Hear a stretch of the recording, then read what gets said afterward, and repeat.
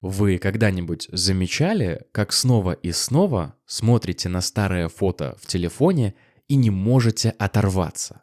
Вы вспоминаете, как же было хорошо прошлым летом и как было бы здорово вернуться в то время. И чувство, с которым вы смотрите на фотографии, нельзя спутать абсолютно ни с чем. И это чувство ностальгия. Почему мы так любим ностальгировать? Почему мы чаще вспоминаем, как нам было хорошо в прошлом, вместо того, чтобы планировать будущее? И самое главное, как превратить привычку думать о прошлом во что-то полезное и позитивное?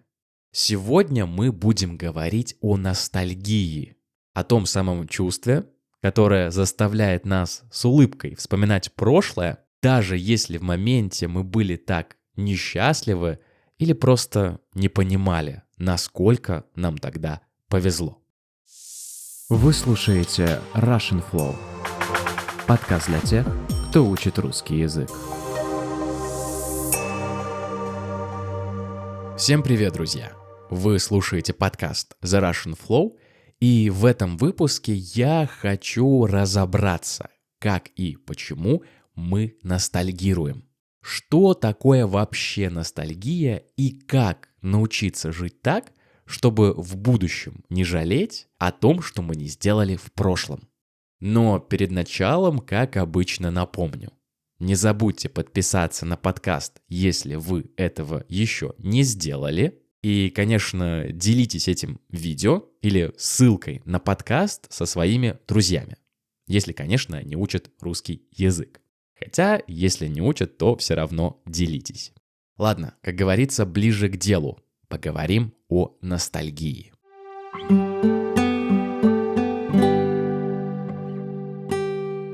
Ну что, давайте разбираться, что такое ностальгия с точки зрения психологии.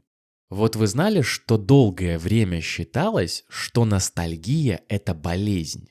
Вот и я не знал до того момента, как стал готовить эпизод.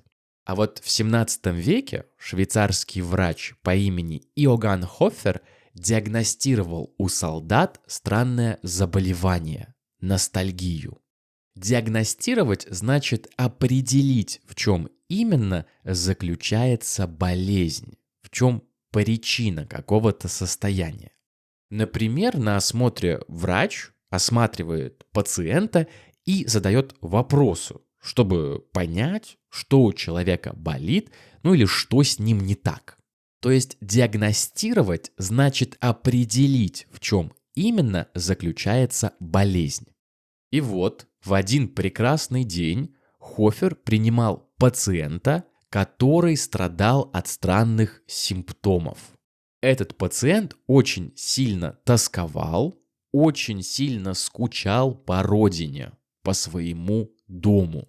И в то время такая болезнь, как считали врачи, была неизлечимой, то есть ее нельзя было вылечить. Ну, кроме как, конечно, вернуть человека, страдающего ностальгией, на родину. Родиной, кстати, мы называем место, где ты родился и вырос, где находится твоя семья и твой дом. В общем, такое место, в котором ты чувствуешь себя максимально хорошо, спокойно и уютно. Прошло немного времени, и ностальгию начали воспринимать не только как желание вернуться домой, но и как тоску по прошлому. Когда мы вспоминаем какие-то приятные моменты из прошлого и хотим туда вернуться во что бы то ни стало. Ну почему же нас так сильно тянет в прошлое? Почему мы так сильно хотим вернуться назад? Мне кажется, что главная причина такого состояния, такого желания – это недовольство настоящим. То есть нам плохо сейчас, в данный момент нашей жизни, и мы хотим вернуться в то время, когда нам было хорошо и легко. Вспомните, когда мы чаще всего испытываем ностальгию. Не тогда, когда нам хорошо в настоящем, Мы скорее ностальгируем тогда, когда у нас есть проблемы на работе, в семье, с деньгами. Мы возвращаемся в прошлое и ищем там спокойствие, ведь там все было так хорошо, так классно. Просто для нас прошлое — это то, что уже случилось. Мы его знаем, мы его уже прожили. А вот будущего мы не знаем, и оно нас пугает своей неизвестностью. То есть мы не знаем, что произойдет через месяц, год или два, и нам страшно. А вдруг все будет только хуже? А чувство ностальгии нам как будто помогает справиться с этой неизвестностью. Мы возвращаемся в прошлое, чтобы еще раз пережить приятные моменты и понять, что не все так уж и плохо. Ведь если мы были счастливы тогда, в прошлом, то почему же в будущем все будет по-другому? А знаете, когда еще мы ностальгируем? Мы ностальгируем, когда мы одиноки, когда мы находимся наедине с самими собой. Ведь чаще всего мы по кому-то скучаем, правда? По первой любви, по тем вечеринкам, когда мы были молоды, по друзьям, с которыми мы путешествовали. И ностальгия напоминает нам, что мы способны на близость с другими людьми, что мы можем дружить, любить, радоваться. А еще, если вы заметили, когда мы вспоминаем прошлое, когда мы ностальгируем, мы как бы собираем свою историю жизни, свою биографию. И мы, само собой, пропускаем все скучные моменты нашей жизни и оставляем только яркие. Те моменты, которые врезались в память, те моменты, которые мы больше всего запомнили. Думаю, что вряд ли кто-то ностальгирует, вспоминает, как он стоял в очереди в туалет после концерта или футбольного матча. Конечно, если только в этой очереди он не встретил будущего друга или подругу.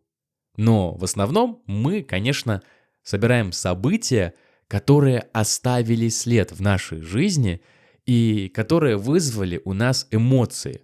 И вот тут мы похожи на кинорежиссеров, которые вырезают все неинтересные сцены фильма и оставляют только те, которые влияют на сюжет. То есть мы как бы создаем свой собственный фильм в нашей голове и пересматриваем его снова и снова.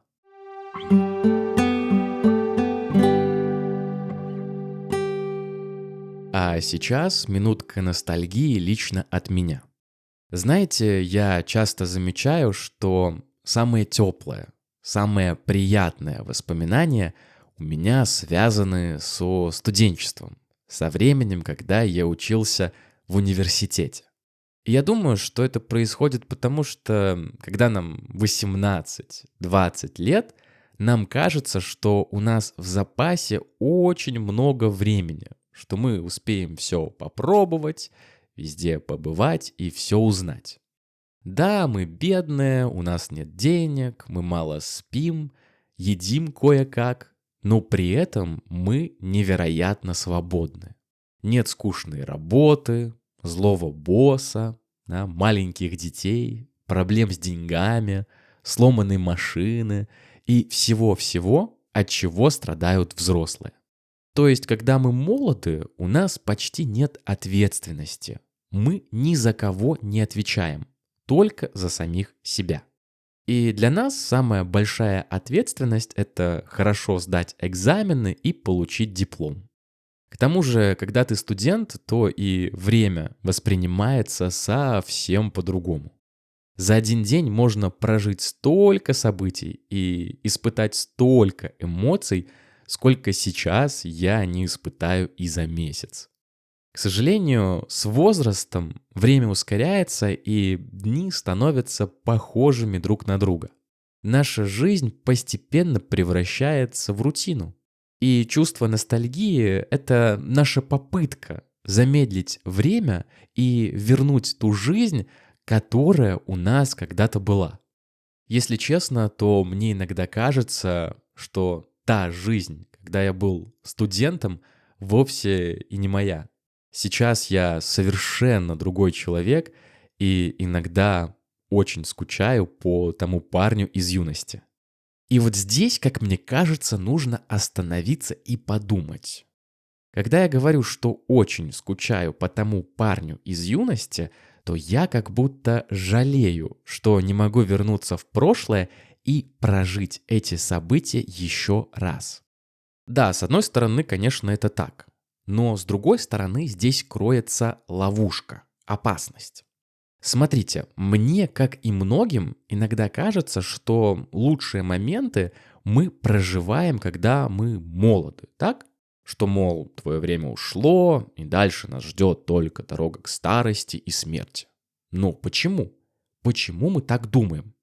Да потому что мы путаем новизну с качеством. Понимаете, в молодости у нас было очень много первых разов.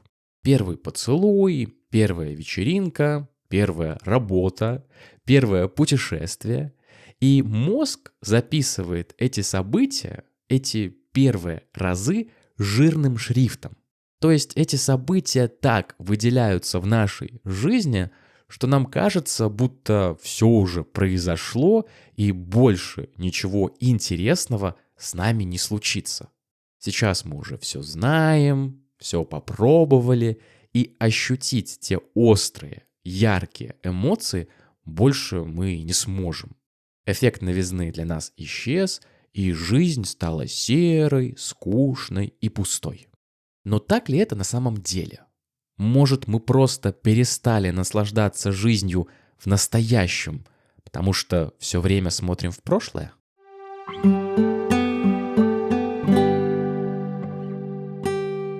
А сейчас я хочу порассуждать о том, почему чувство постоянной ностальгии может привести к очень плохим последствиям.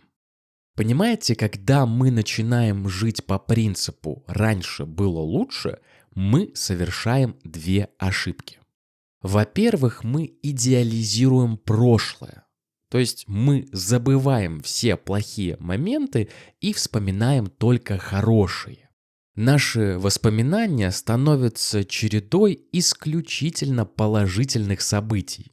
Мы стараемся не вспоминать то, как нам было когда-то плохо, когда у нас не было денег, когда мы были одиноки и никем не любимы. Такие события как бы стираются из памяти, и остаются только те моменты, о которых нам приятно вспоминать. Хотя наша жизнь и тогда была сложной, не идеальной, у нас и тогда были проблемы, которые мешали нам жить. Просто через какое-то время мы об этом забываем. Так работает наш мозг.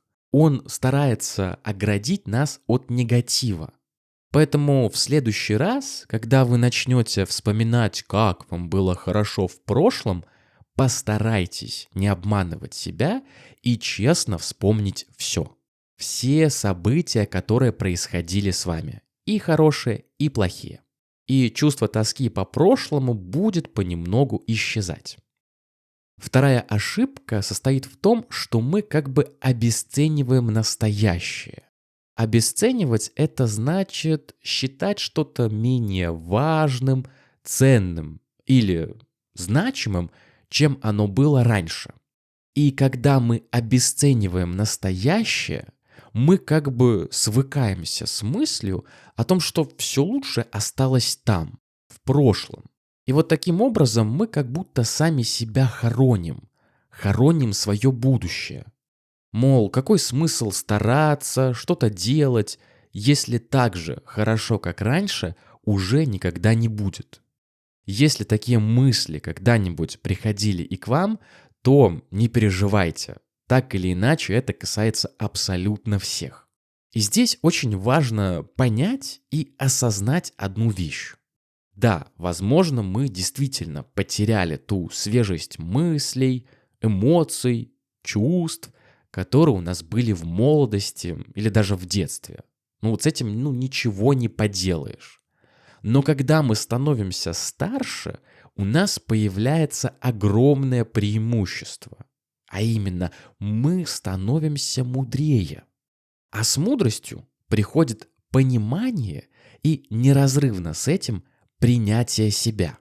Мы перестаем переживать о пустяках и относимся к жизни более осмысленно, что ли. Наши эмоции, чувства, переживания, они не исчезают, не притупляются, они просто становятся глубже. Если раньше мы воспринимали любовь или дружбу как данность, то сейчас мы относимся к этим вещам и понятиям как к подарку. Плюс у нас уже есть жизненный опыт, и он помогает нам справляться со сложными ситуациями гораздо лучше, чем это было раньше.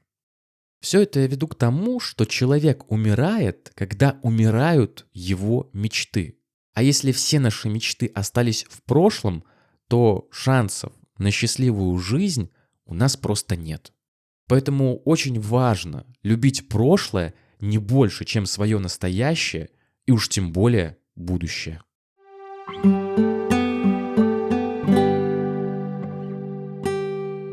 И, как обычно, в конце я хочу поделиться несколькими советами, которые могут вам помочь справиться с ностальгией. Попробуйте каждый день делать что-то новое. При этом это должны быть какие-то прям простые вещи, которые вы в состоянии сделать каждый день. Новая песня, новый фильм, новый маршрут по дороге к дому или даже новый разговор с незнакомым человеком. Все, что угодно. Но и не усложняйте. Делайте только то, что вам хочется. Не стоит бежать на тренировку по боксу, если вы терпеть не можете спорт. Не нужно натужно улыбаться человеку, которого вы не особо любите. Просто разбавляйте свою рутину новыми красками. Даже книга неизвестного вам автора может стать прекрасным новым опытом. И, конечно, перестаньте думать, что лучшее позади. Начните думать, что лучшее впереди. Знаю, что это звучит как глупые аффирмации лайф-коуча-неудачника, но давайте отбросим скептицизм и подумаем, а что мы теряем? Да по сути ничего, правда? Можно ведь и дальше продолжать упиваться прошлым и наслаждаться моментами, которые были прожиты. Никто вам не мешает это делать. Но посмотрите на это с другой стороны. Представьте, что вы встретили человека, который постоянно твердит, что, мол, да, вот раньше-то было лучше, а сейчас уже нет, не то время. Вам будет приятно находиться с таким человеком в одной комнате? Лично мне нет. Я захочу поскорее открыть окно, а заодно и дверь, и попрошу этого человека как можно скорее уйти. Я хочу жить в настоящем. И считаю, что наш лучший момент – это сейчас. Не вчера или послезавтра, а именно сейчас. И я предлагаю вот что. Давайте стараться жить так, чтобы через 10 или 20 лет мы вспоминали о сегодняшнем дне с той же теплотой, с которой мы сейчас вспоминаем о прошлом. Ведь жизнь бежит со скоростью Усейна Болта, и пройдет совсем немного времени, когда именно сегодня, именно этот день станет тем самым днем, по которому вы будете скучать. Как всегда, спасибо, что были со мной. Новый выпуск уже совсем скоро, а пока не забываем подписываться и оставлять свои мысли в комментариях. Через неделю услышимся. Всем пока!